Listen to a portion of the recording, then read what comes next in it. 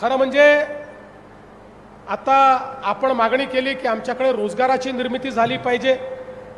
आज आपण पुण्याच्या IT पार्कमध्ये गेलात आणि सोलापूरकर कोण म्हणून आवाज दिला, अर्धे लोक हात वर करतात, सगळे सोलापूरकरच आहेत तिकडे।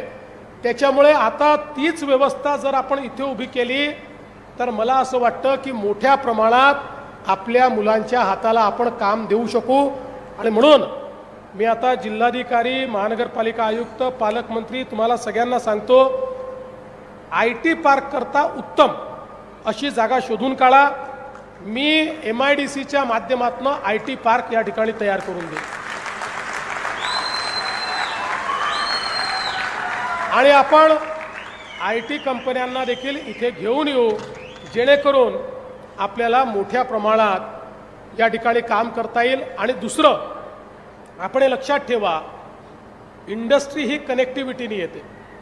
आज एकीकडे आपल्या एअरपोर्टचं काम झालं आणि एअरपोर्टवर फ्लाईट यायला लागली, रस्त्यांची कनेक्टिव्हिटी अतिशय चांगली झालेली आहे।